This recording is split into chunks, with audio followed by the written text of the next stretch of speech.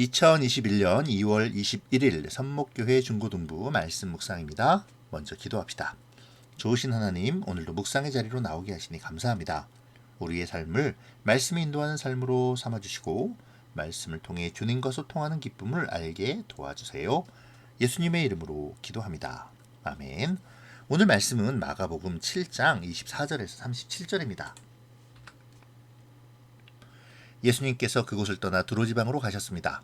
예수님께서 어느 집에 들어가셨습니다. 그리고 이 사실을 아무에게도 알리지 않으려고 하셨습니다. 그러나 숨어 계실 수는 없었습니다. 예수님의 소문을 듣고 어떤 여자가 얼른 예수님께로 와서 무릎을 꿇었습니다.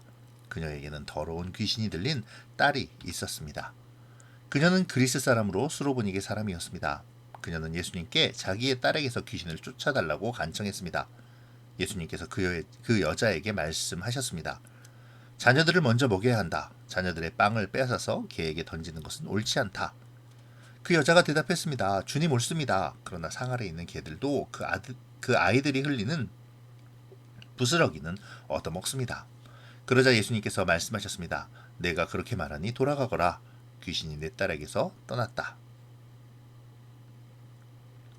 그 여자가 집에 돌아가서 침대에 누워있는 딸을 보니 귀신은 이미 나가버린 후였습니다. 다시 예수님께서는 두로 지방을 떠나 시돈을 거쳐 데가볼리 지방에 있는 갈릴리 호수로 가셨습니다.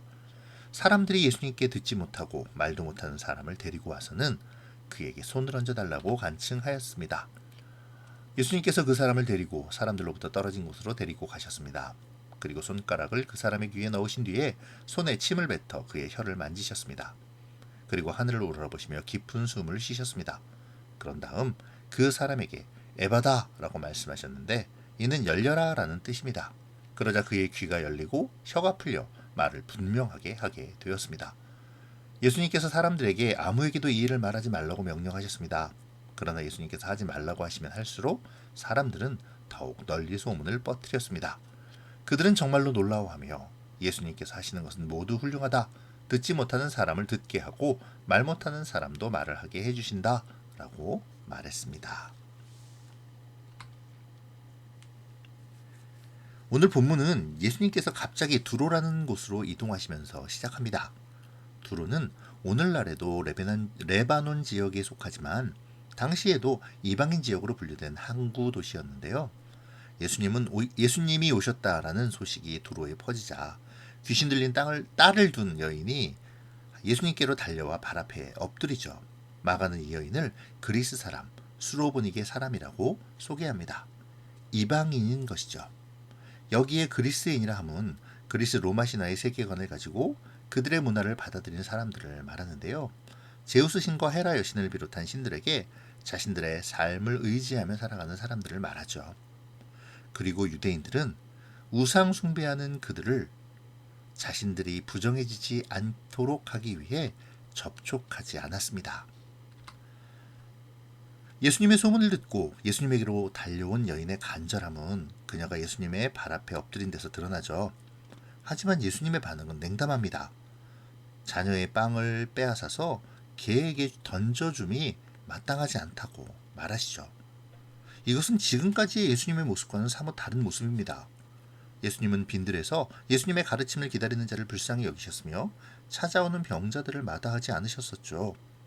그런데 지금은 다릅니다. 개라는 표현을 서슴지 않고 사용하시죠. 성경은 일반적으로 개를 부정한 동물로 여기는데요. 굳이 성경을 이야기하지 않더라도 개가 주는 어감은 매우 불편한 것이죠. 예수님의 이 여인에 대한 선언은 이 여인에게는 절망적이고 굴욕적인 선언이었습니다.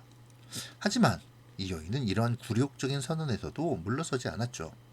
예수님의 표현을 그대로 사용하여 상 아래의 개들도 아이들이 먹던 부스러기를 먹는다고 말합니다. 그렇게 하나님의 은혜가 이방인인 자신에게까지 임하기를 바라는 믿음을 보여주고 있죠.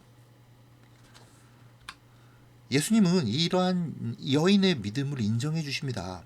마가는 기록하지 않았지만 마태의 기록에 의하면 예수님께서는 이 여인의 믿음에 대하여 내 믿음이 크도다라고 인정해 주셨습니다. 본문에서도 예수님은 그 여인의 고백을 합당히 여기시며 귀신이 내 딸에게서 나갔다라고 선언해 주시죠. 그리고 그 딸은 치유되었습니다. 두로로 가셔서 수로보니게 여인의 딸을 고쳐주신 후 예수님은 조금 더 북쪽에 있는 시돈으로 가셨다가 데가볼리에 있는 갈릴리로 다시 돌아오셨습니다. 예수님이 다니시는 곳은 모두 이방인들이 살고 있는 곳이었죠. 예수님은 수로보니게 여인에게 모진 말을 하셨지만 사실 이번 여행을 통해 이방인들에게 구원의 복음을 전하신 것입니다. 갈릴리로 돌아온 예수님 앞에 사람들은 귀먹고 말을 더듬는 사람을 데리고 와 손을 얹어줄 것을 요청합니다. 그러자 예수님은 그를 불쌍히 여기셔서 고쳐주셨죠. 그런데 마가는 이러한 장면을 마태복음의 기록보다 훨씬 더 자세하게 묘사합니다. 아마도 마가는 이를 통해 이사야 35장 5절에서 6절의 말씀인 그때에 보지 못하는 사람이 다시 보고 듣지 못하는 사람이 다시 들을 것이다. 다리를 저는 사람이 사슴처럼 뛰고 말을 못하던 사람이 기쁨으로 노래할 것이다. 광야에 샘물이 흐르고 메마른 땅에 시냇물이 흐를 것이다. 라는 말씀을 떠올리게 하고 싶었던 것 같습니다. 여기서 이사야 35장 5절의 그때란 곧 하나님의 구원이 임하는 때를 말하는 것이죠. 그러므로 마가는 이렇게 자세하게 기록을 남기는 것을 통해서 다시 한번 예수님의 구원자 되심과 메시아로서의 권능을 드러내고 있는 것입니다. 오늘 본문에 기록된 수로보니게 여인을 통해 믿음이 무엇인가에 대하여 우리는 다시 한번 생각할 수 있게 되는데요. 마가는 오늘 본문에서의 수로보니게 여인의 이야기를 통해 이 이야기에 앞서서 논쟁에 있었던 바리새인과 서기관들이 주장했던 장로들의 전통과 비교하고 있죠. 그렇게 믿음이 무엇인가를 생각하게 합니다. 마가는 앞서 바리새인과 서기관들이 장로들의 전통을 내세우며 인간의 전통으로 하나님의 말씀을 폐하려 하는 그러한 그들의 위선과 외식을 보여주었었죠.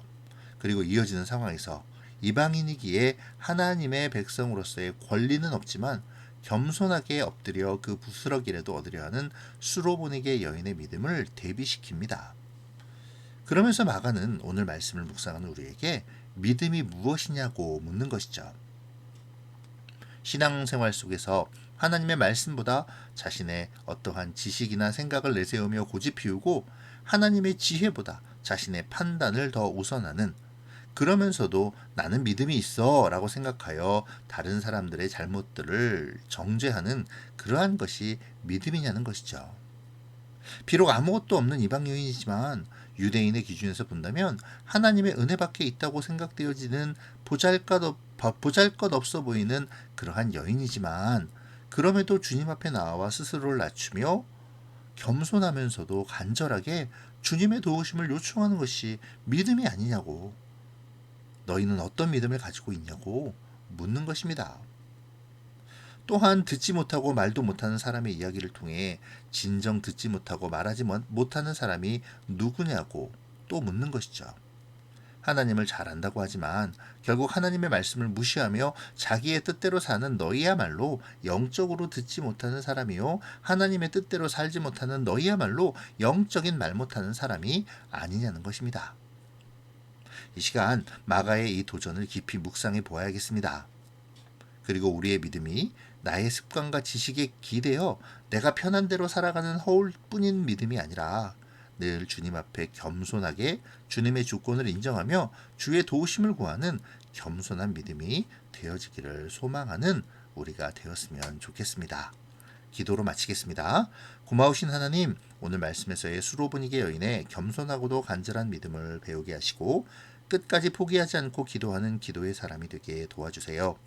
또한 영적인 귀머거리요 말더듬이의 모습에서 벗어나게 하시고 온전히 주님의 말씀에 귀를 기울이는 하나님의 백성이 되도록 도와주세요. 예수님의 이름으로 기도합니다. 아멘. 사랑하고 축복합니다.